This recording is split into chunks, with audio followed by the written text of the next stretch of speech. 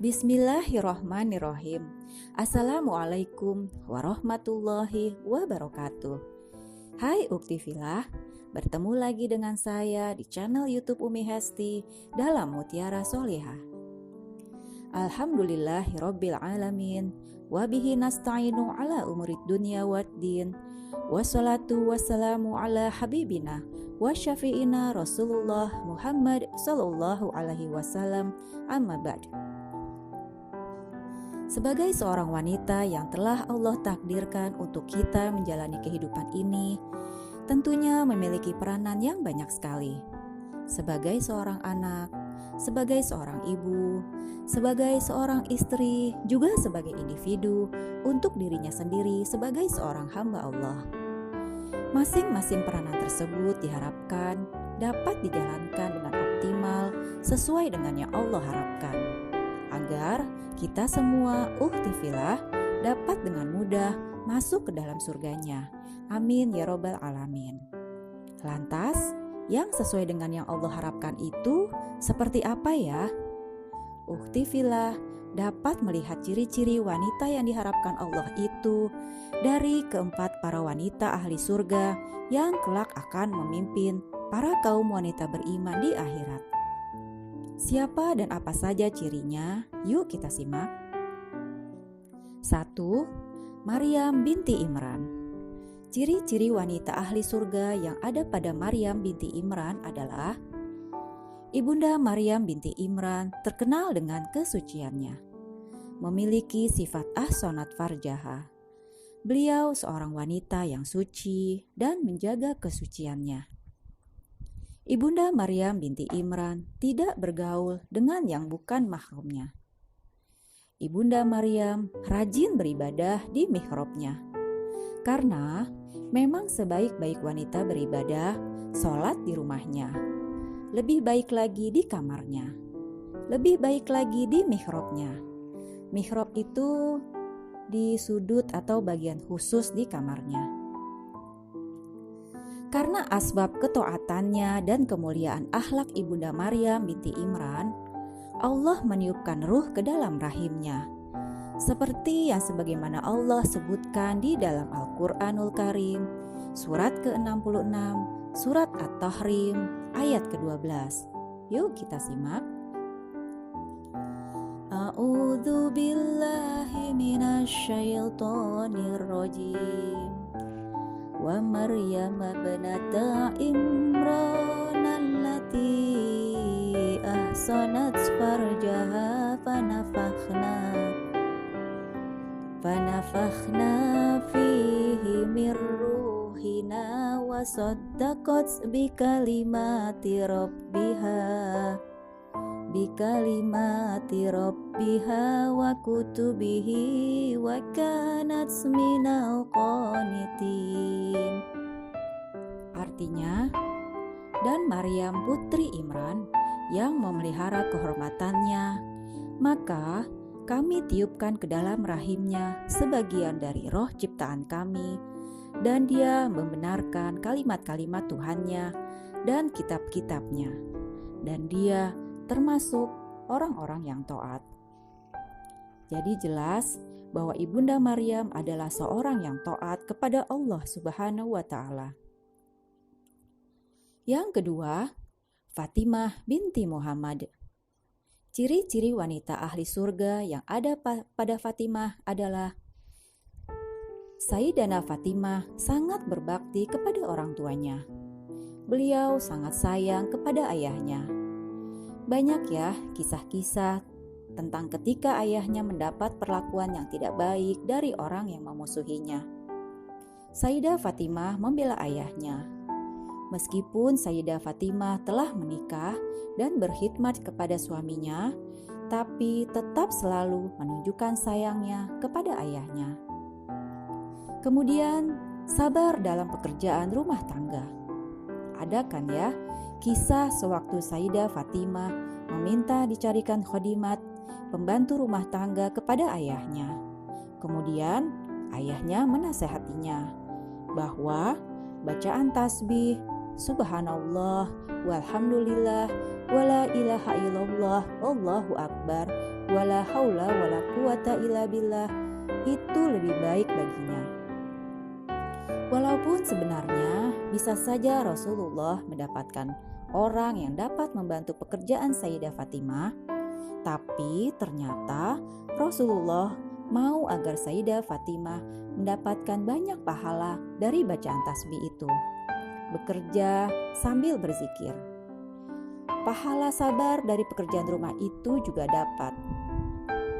Bisa dibayangkan ya, beratnya pekerjaan di zaman dulu. Berbeda sekali dengan pekerjaan di zaman sekarang. Di zaman sekarang banyak sekali alat-alat bantu, seperti mixer, rice cooker, oven, dan sebagainya. Kalau dulu benar-benar diolah dengan tangannya. Kebayang banget ya beratnya seperti apa. Masya Allah. Kemudian Sayyidah Fatimah sayang dan sabar terhadap anak-anak, termasuk kepada anak-anaknya. Yang ketiga, Khadijah binti Khuwailid. Ciri-ciri wanita ahli surga dari Ibunda Khadijah adalah Ibunda Khadijah khidmat sekali kepada Rasulullah Shallallahu Alaihi Wasallam. Karena khidmatnya, santun dan patuhnya itu, Allah menyampaikan salam kepada Ibunda Khadijah melalui Jibril kepada Rasulullah. Ibunda peka sekali terhadap keperluan-keperluan Rasulullah Shallallahu Alaihi Wasallam. Misalnya, Rasulullah mau makan, Rasulullah belum meminta, tapi Ibunda Khadijah sudah menangkap isyarat kalau suaminya mau makan. Tanpa banyak tanya, Ibunda Khadijah segera menyiapkannya. Kemudian, Ibunda Khadijah bisa menenangkan Rasulullah. Kisahnya ada pada waktu Rasulullah mendapatkan wahyu pertama kali di Gua Hiro. Kemudian, pulang ke rumah dengan tergesa-gesa seperti ketakutan. Sesampainya di rumah, Rasulullah minta Ibunda Khadijah untuk menyelimuti Rasulullah. Zambiluni, zambiluni, selimuti aku, selimuti aku. Segera tanpa banyak bertanya, Ibunda Khadijah menyelimuti Rasulullah Shallallahu Alaihi Wasallam. Setelah Ibunda Khadijah menenangkan Rasulullah, barulah Ibunda Khadijah bertanya, kalau kita, mungkin kalau suami pulang dengan tergopoh-gopoh, panik, kebingungan seperti itu, terus tiba-tiba masuk rumah, minta diselimuti, pasti diberondong pertanyaan lebih dulu kali ya. Kemana aja sih kamu? Dari mana aja sih? Kenapa? Kayak lagi dikejar setan? Kenapa di WA atau telepon gak diangkat-angkat? Kenapa? Kenapa? Dan seterusnya kenapa? Jadi seperti itu mungkin ya. Saya juga jadi teringat waktu saya kasih kajian di majelis taklim. Ada teman taklim saya ketawa senyum-senyum sambil bilang, "Umi kena banget ke saya, soalnya saya kayak gitu." Saya bilang, "Ya gak apa-apa, yang sudah lewat ya sudah. Ini gunanya kita belajar supaya kita bisa berlatih.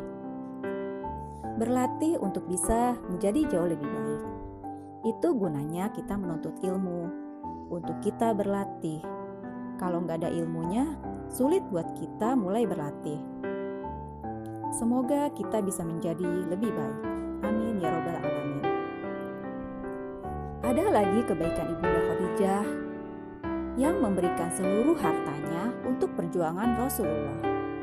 Meskipun Ibunda Khadijah seorang wanita kaya raya, tapi beliau tidak pernah sekalipun menampakkan kesombongannya dan tidak menganggap bahwa hartanya adalah miliknya. Ada kisah waktu Rasulullah menikah dengan Ibunda Khadijah, dan Ibunda Khadijah bilang, "Masuklah suamiku, ini rumahmu." Jadi, tidak semata-mata menampakkan hartanya itu sebagai hartanya. Ciri lain adalah Ibunda Khadijah memiliki banyak anak. Lagi Uhti Villa yang tidak memiliki masalah kesehatan. Gak apa-apa kok banyak anak. Apalagi yang masih Mahmud Abbas ya. Mahmud Abbas tahu kan? Mamah muda, anak baru satu. Hehe. Jangan khawatir. Insya Allah akan. Jadi jangan khawatir. Allah insya Allah akan memberi rezekinya. Amin ya robbal alamin. Ibunda Khadijah dijanjikan Allah rumah di surga tanpa kebisingan. Di hadisnya seperti itu. Maksudnya, karena Ibunda Khadijah tidak pernah membuat kebisingan di rumah. Selalu dapat membuat seisi rumah tenang. Lembut tutur katanya kepada suami dan anak-anaknya. Tidak berteriak dengan nada tinggi. Tidak kasar, juga tidak amarah. Tidak seperti yang suka kita dengar sekarang ya. Kalau misalkan kita lagi ngepel, terus anak kita lewat jalan begitu aja. Terus kita dengar, Astagfirullahalazim. Kedengarannya sampai keluar ya. Padahal kalimat istighfar biasanya kan kita baca saat minta ampun kepada Allah dengan nada yang rendah dan lembut. Tapi ini nadanya tinggi banget ya. Astagfirullahalazim. Semoga kita semua bisa menjadi ibu yang semakin lebih baik. Amin ya robbal alamin. Kemudian yang keempat, Asiyah binti Muhazim. Ciri-ciri wanita ahli surga yang ada pada Asiyah adalah menyayangi anak asuhnya. Anak angkatnya sudah kita semua ketahui ya, beliau Nabi Musa alaihi salam. Kemudian ciri yang sangat terkenal adalah kesabarannya. Sabar menghadapi suami yang kejam, yang akhirnya membakar Ibunda Asiyah, melemparkannya ke kuali yang panas mendidih. Doanya juga masyhur ya, ada di Quranul Karim, di surat ke-66 surat At-Tahrim, ayat ke-11. A'udzubillahi minasyaitonirrajim. Rabbibni li indaka baitan fil jannati wa najjini min fir'auna wa amalihi wa najjini minal qaumidz zalimin. Ya Allah Tuhanku, bangunkanlah untukku sebuah rumah di sisimu di dalam surga. Selamatkanlah aku dari Fir'aun dan perbuatannya, dan selamatkanlah aku dari orang yang zalim. Sungguh luar biasa keteguhan Ibunda Asiyah, lebih memilih keimanan kepada Allah dibandingkan dengan kepatuhannya kepada suami yang mengajak kepada kedurhakaan. Ingat ya, kita wajib patuh kepada suami atas perbuatan yang baik, bukan yang batil, bukan atas pelanggaran perbuatan yang dilarang Allah. Mungkin dari kisah Ibunda Asiyah ini kita bisa jadikan bahan renungan sekaligus motivasi dalam rumah tangga untuk tidak terburu-buru mengambil solusi untuk berpisah. Apalagi suami-suami kita insya Allah bukanlah seperti Fir'aun yang kejam itu ya. Bersabar dan mencari solusi lebih dahulu insya Allah itu lebih utama. Allahu Ta'ala a'lam.